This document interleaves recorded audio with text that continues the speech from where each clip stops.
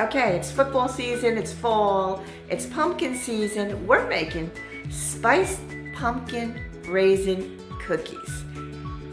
It's actually made with oatmeal and pumpkin, and I'm not gonna put in the raisins today because I don't feel like it. So let's get started with this recipe. Starting here with all the dry ingredients. Then we have all the wet ingredients. That is just my notes on the recipe.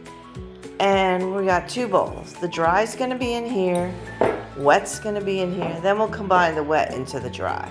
I think that's the easiest way to do this recipe.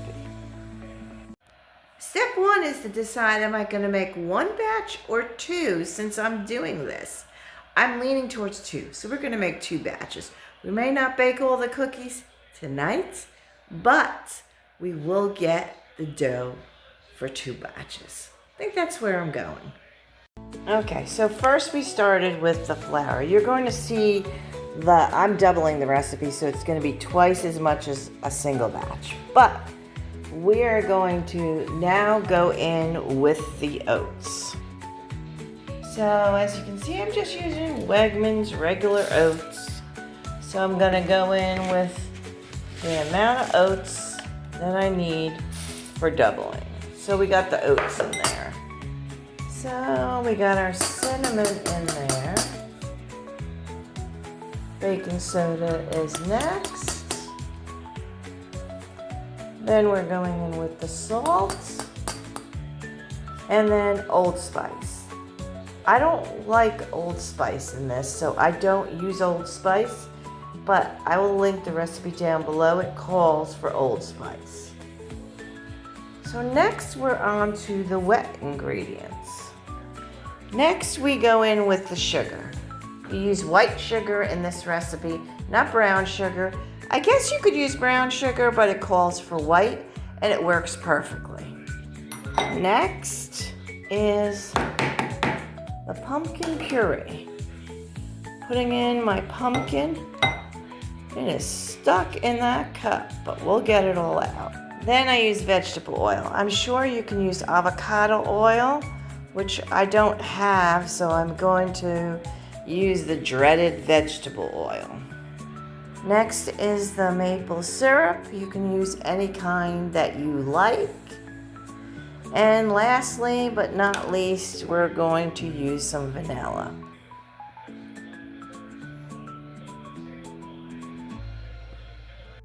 Next, we're going to go in with my hand mixer. This is my Dash hand mixer that I just love. I'm going to link above my review on the Dash mixer because this is a great tool. I've used it for, this is probably, I don't know, 3 or 4 or 5 years old, and it works as good as the day I bought it. So let's go in with this mixer and mix up this cookie batter.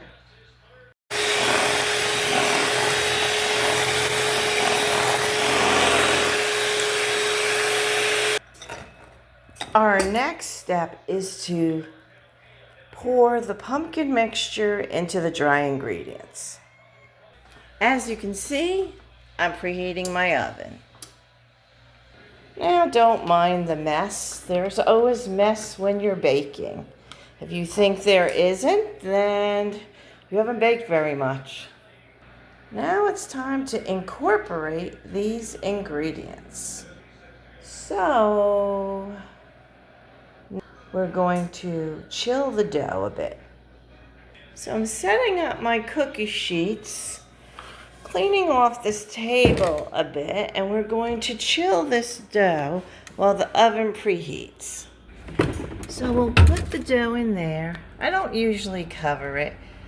About 20 minutes and it should be good to go. Okay, so this is the size cookie scoop I use. It doesn't say what size it is. I'm not sure.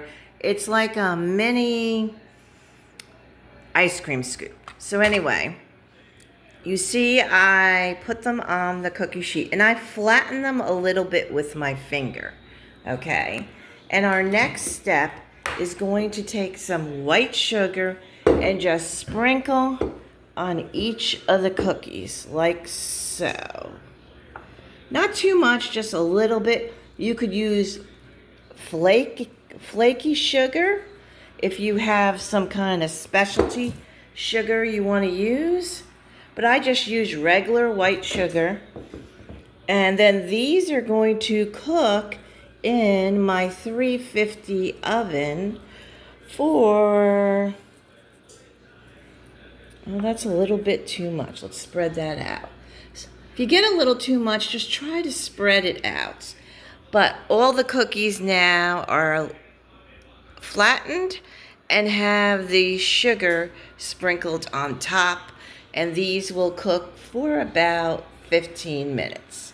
So let's put them in the oven. Let's take our first batch over here. And we're going to just set them in the oven as so. 15 minutes. So here are some of the cookies cooling off. And they are as delicious as they look. You can see the specks of oatmeal in with the pumpkin and the sugar on top just sets it apart.